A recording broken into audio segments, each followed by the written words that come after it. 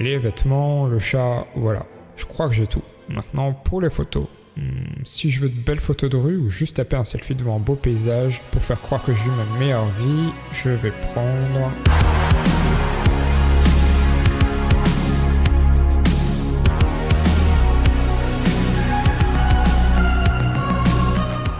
Non, c'est celui-là. Bon alors, tu t'es demandé, c'est quoi tous ces appareils? Lequel choisir? Ou comment les utiliser? Eh bien bouge pas, je t'explique tout ça dans un instant. C'est parti.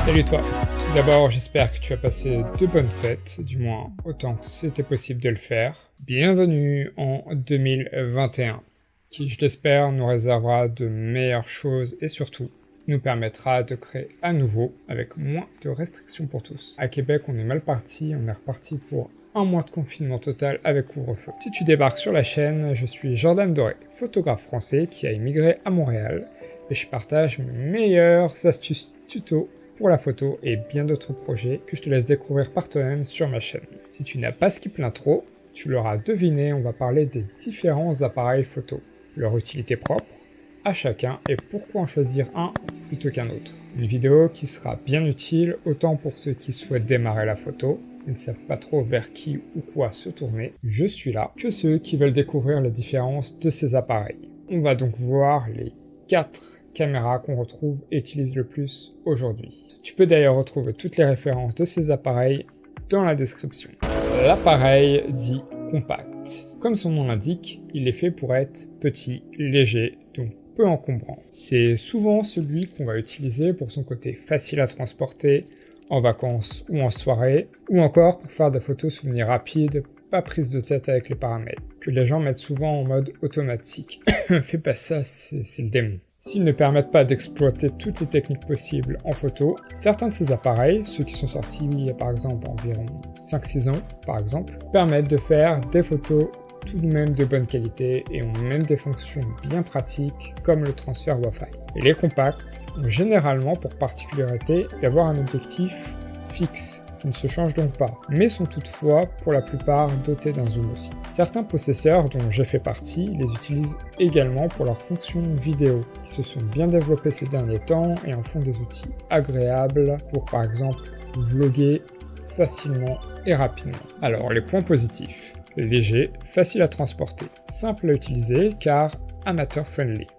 Les points négatifs: pas de possibilité de changer l'objectif, limité en termes d'options poussées et peut facilement se perdre dans un déménagement. RIP Canon G7X Mark II. Les DCLR. Les DCL quoi? Bon ok, plus connus comme les réflexes. Les DCLR, aussi nommés réflexes, car possédant un miroir à l'intérieur qui va refléter la lumière provenant de l'objectif vers le viseur optique, ce qui va te permettre de voir en direct à travers ton objectif, et donc avoir un aperçu exact et précis de ce que tu photographies. C'est par ailleurs avec ce type d'appareil que j'ai commencé et longtemps fait de la photo. Plus précisément avec ce Canon 60D. Il m'a bien servi. Comme tu peux le voir, ils sont plus imposants et donc forcément plus lourds.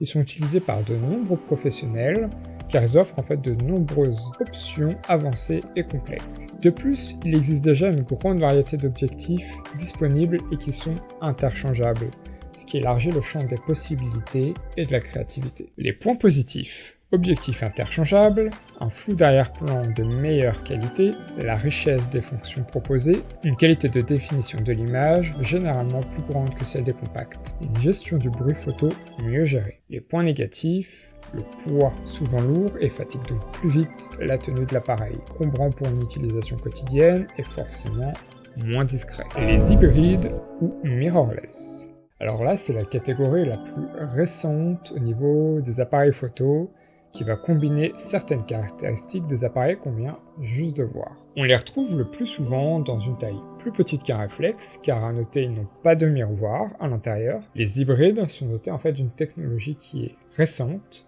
et qui permet d'avoir un viseur cette fois-ci électronique et un écran qui retransmet ce que ton objectif perçoit. C'est donc un peu la version compacte du réflexe, si tu préfères, mais avec des objectifs interchangeables. Mon appareil principal aujourd'hui en est d'ailleurs un. C'est le Sony A7 III et c'est avec ça que je filme en ce moment. Point positif, plus compact et léger pour une qualité tout aussi professionnelle, une technologie souvent plus avancée que les réflexes, autant d'options personnalisables si ce n'est plus que dans un réflexe, et une bonne réactivité au niveau de l'autofocus et du déclenchement. Point négatif, l'ergonomie ne peut pas plaire à tout le monde, trop d'options, on risque de s'y perdre, surtout quand on est débutant. Alors pourquoi j'ai remplacé mon réflexe par un hybride? En plus d'avoir tout de même fait bien son temps, mon Canon 60D acheté d'occasion était loin d'être léger pour quelqu'un qui, comme moi, voulait avoir son appareil tout le temps sur lui et qu'elle allait l'utiliser très souvent.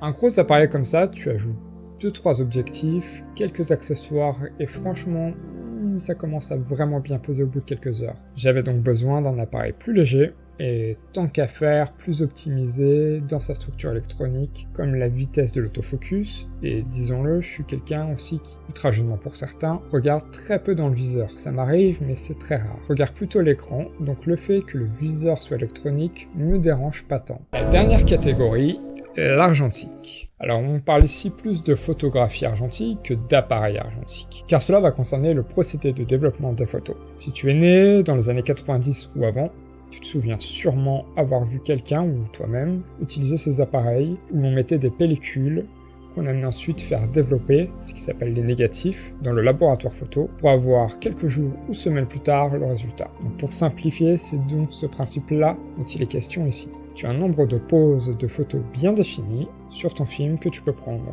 donc un droit à l'erreur qui est vraiment moindre. C'est d'ailleurs quelque chose qui revient un petit peu ces derniers temps, la photo argentique, chez les photographes, et c'est ce aussi dans quoi je me suis récemment lancé, pour avoir quelque chose qui me semble plus organique, quelque chose auquel on aura moins le réflexe de se dire qu'on va changer ça ou modifier ça en post-traitement. On va donc plus réfléchir à la prise de vue, à notre scène et à notre composition avant d'enclencher.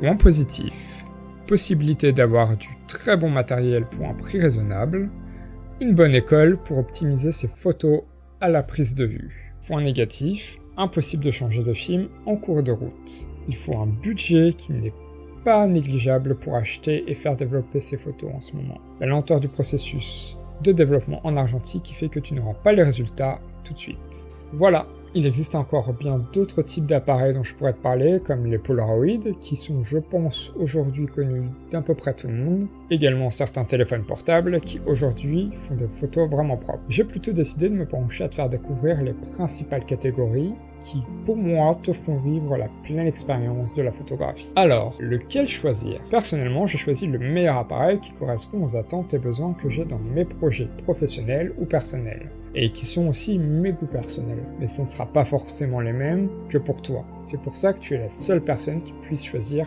pour toi-même. Et surtout ce que tu souhaites en faire au final. Donc avec ces informations-là, tu devrais déjà y voir vraiment plus clair vers quel chemin te diriger. Il y a bien entendu encore quelques notions à prendre en compte, comme par exemple la taille du capteur que tu souhaites prendre, un APS-C, moyen format ou plein format. Ça, c'est des notions qu'on verra dans une prochaine vidéo, c'est promis. J'espère que cette vidéo t'a plu. Si c'est le cas, tu connais le bon move à faire, tu peux t'abonner pour ne pas manquer les prochaines vidéos qui, je suis certain, vont t'intéresser. Départ à destination de Saturne. Embarquement immédiat porte 42. Eh bien, apparemment, c'est à moi.